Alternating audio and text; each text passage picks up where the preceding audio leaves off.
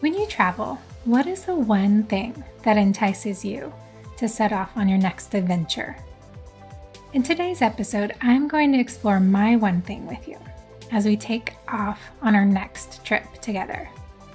But before we do so, I encourage you to have a think about this question I just proposed, because knowing this one thing will help you in those times of stress and overwhelm. Hello, and welcome to The Anxious Adventurer. I'm thrilled you're here today. Thank you so much for joining me. I'm Katie Schlegel, your host here on the Anxious Adventure podcast, and I'm an anxious adventurer. I know that may sound contradicting, but I'm here to tell you that if the thought of traveling somewhere brings up those feelings of anxiety or stress, you've come to the right place. I've traveled to over 17 countries around the world. I've lived in Buenos Aires, Argentina, and trekked across South America solo. I don't say these things to impress you. No, that is not what I'm here for. I say these things to let you know that every single one of those experiences had moments where my anxiety made me feel like I could not do it. So if that's how you feel or have ever felt, you are not alone. I am right there with you. I want to thank everyone who has taken the time to listen to each of my episodes. You know, I didn't know if this podcast would resonate with anyone, but the feedback I'm getting is that it is, and that makes me super happy to hear. The only way to get this podcast out there is with your help. So here's a big ask. Wherever you listen to your podcasts, please follow and maybe even hit those 5 stars if you like the podcast. And if you're listening on Apple Podcasts, you can even leave a kind review. It can be short, sweet, and to the point, and I'd really be so grateful. Before we figure out what that one thing is and jet set off on to our next adventure, I have some travel news for you. One of my friends and I were talking the other day about traveling solo and how you just want to feel safe when you're traveling by yourself. And to be honest, one of the questions I'm asked often is, did you go on that trip by yourself or did someone go with you? While I love traveling with people, I also love traveling solo. But it can be difficult to convince yourself that you can actually do it. Trust me, I've had numerous self-pep talks to encourage myself that I can in fact do it. So I totally get it if solo travel is not for you. It can be quite scary. But if you're at all curious about trying a solo trip, then I have some news that may just be right up your alley. You know me, I love to research. So after that conversation with my friend, I was curious and I looked up which is the best place to travel to if you're a solo traveler. In my inquiry, I discovered a top 10 list that just came out for 2023. I'm not going to reveal all those in this episode because I'll be doing my next episode all about this top 10 list, and we'll dive in a little deeper to each place for you. However, I wasn't surprised to see this country at the number 1 spot on the list. I wonder if you can guess which country it is. Drum roll, please. It's Japan. Are you shocked, surprised, or did you already know it? I was not surprised one bit. In fact, on my trip to Japan, I felt even more safe in Tokyo than my own city of San Diego. Granted, I was not alone in Japan. I was with my mom, but still, it felt very safe. And here's why I think I did. According to a recent study, which I'll reveal in my next episode, Japan is the world's safest country for solo tourists. Thanks to its incredibly low crime rates, travelers can be assured of safety in large cities such as Tokyo and Osaka. It has a lot to do with the fact that being alone is something that's celebrated and appreciated in Japan. In fact, being alone is such a normal thing that it's incorporated into the Japanese lifestyle. There's even a term used to refer to people doing things alone. Now, I don't speak Japanese, so bear with me, but it's kind of pronounced ostori-sama, which translates to party of one. Often in other countries, you can feel really out of place being a solo traveler. But rest assured, Japan is not one of those countries. So if you're planning to go on your first solo trip, but aren't sure where to go, or are nervous about traveling by yourself, then look into heading to Japan. You will not be disappointed. In fact, I'm here to get your feet wet before you dive in, because Japan is actually where we will be traveling to today. It's the country that made me realize my one thing, and maybe, just maybe, it will do that for you too. I want to invite you to join me on our next adventure. So grab your passports because we're about to embark on a trip to Japan. And the amazing city of Tokyo is our destination.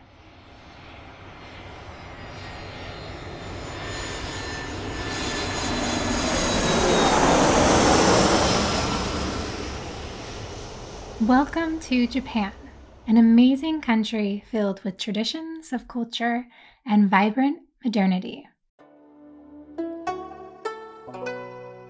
Japan is an island country in East Asia. It's situated in the Northwest Pacific Ocean and is bordered on the west by the Sea of Japan, extending from the Sea of Okhotsk in the north toward the East China Sea, Philippine Sea, and Taiwan in the south. Japan is part of the Ring of Fire and spans an archipelago of 14,125 islands, with the 5 main islands being Hokkaido, Honshu, the mainland, Shikoku, Kyushu, and Okinawa.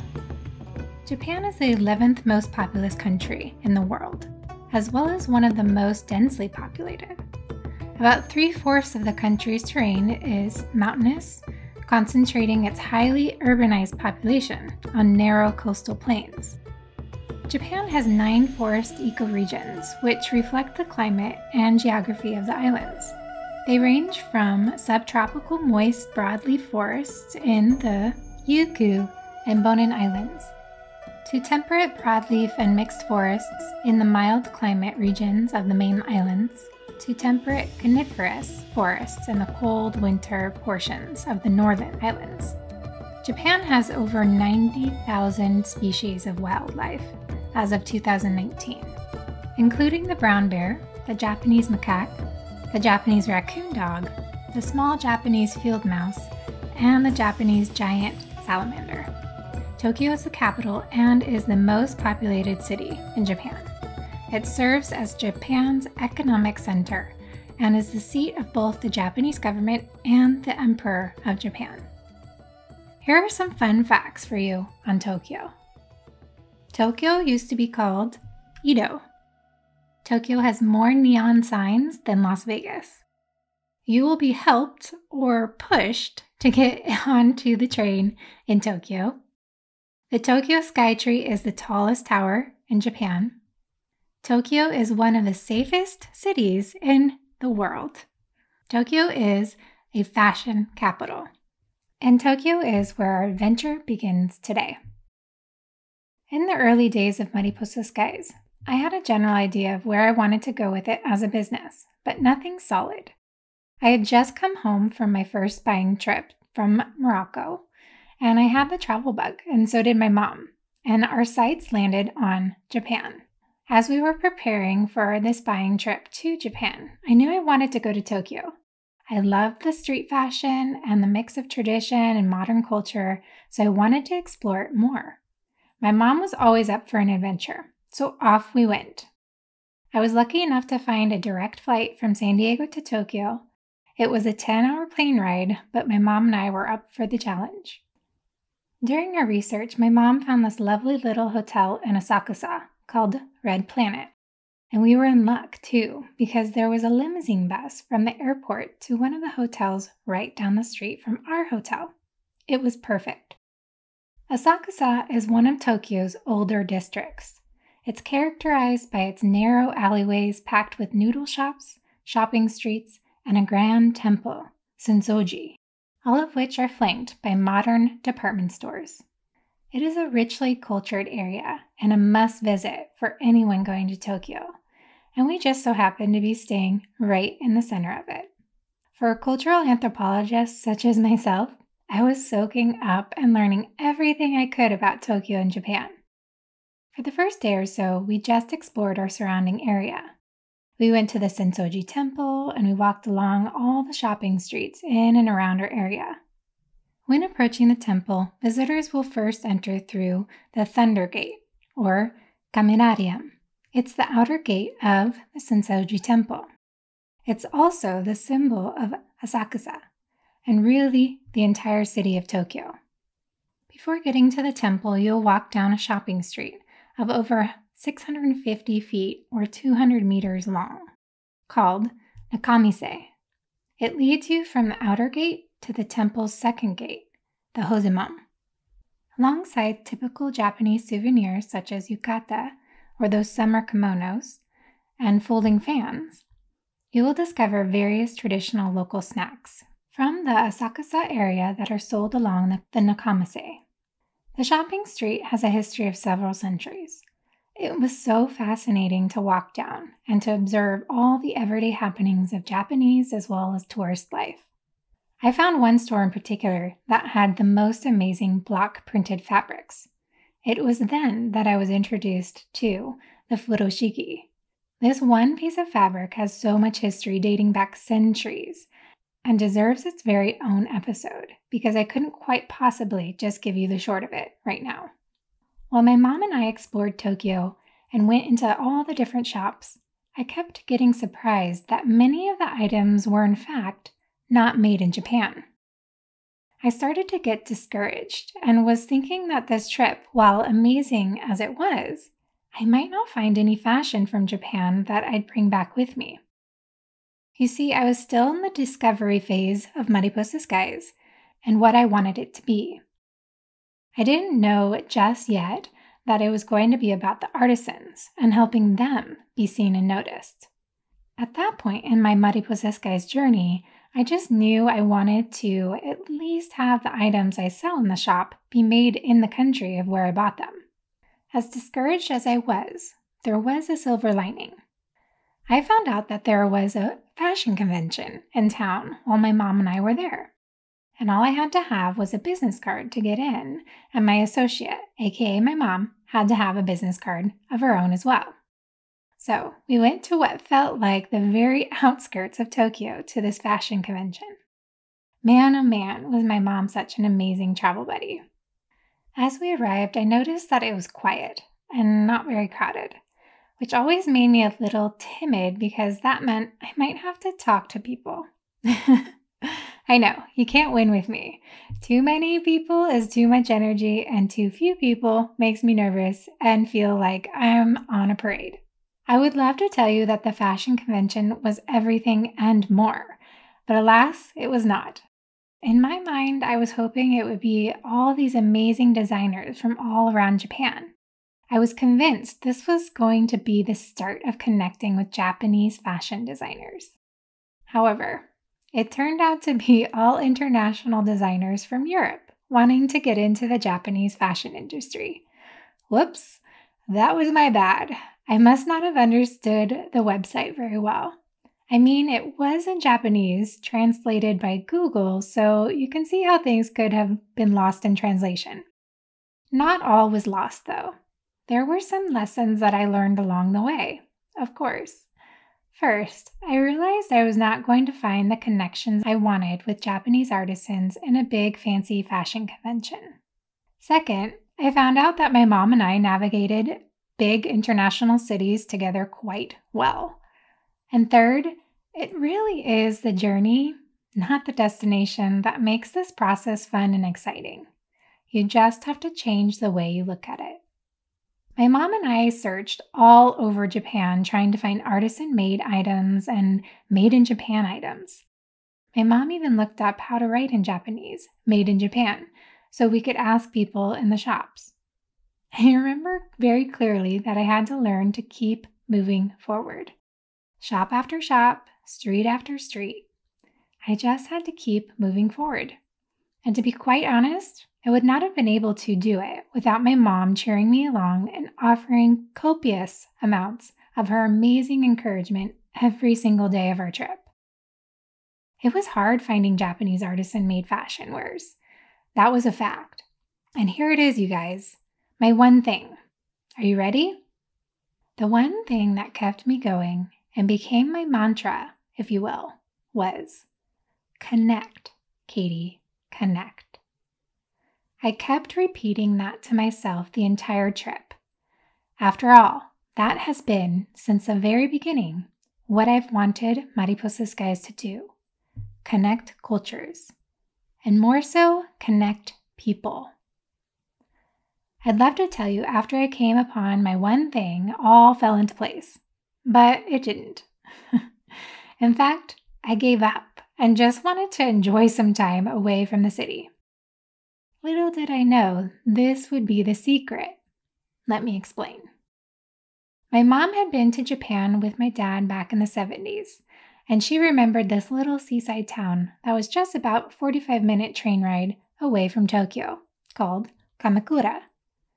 So, feeling a little discouraged, we packed up a little day bag and headed to the train station. After arriving, we sat in this little tiny of a restaurant, having some German brats and champagne. Yep, I know. Strange, but it was so good. With our bellies full, we set off to see the big Buddha statue that Kamakura is famous for. It was truly an amazing sight to see in person. And what made it even better was that in the back of this little area was a little tucked away, out of the way place with a Japanese garden. We wandered our way back there by chance while eating some green tea ice cream. It was so serene, and I felt myself finally relaxing and enjoying the trip. We sat there for a good 30 minutes listening to the water trickling out from the fountain and admiring the feeling of calm. It was the best day so far. Just what I needed, and it wasn't even over yet. As I've mentioned, Japan has a lot of shopping streets, and Kamakura was no different. And as you also already know, I love me some good old shopping. And since my spirits were a little down, I thought I'd do some retail therapy. There were two main shopping streets in Kamakura, one closer to the main part of town and one just a stone's throw away from the Big Buddha. Since we were closest to the Big Buddha shopping street, we thought we'd start there.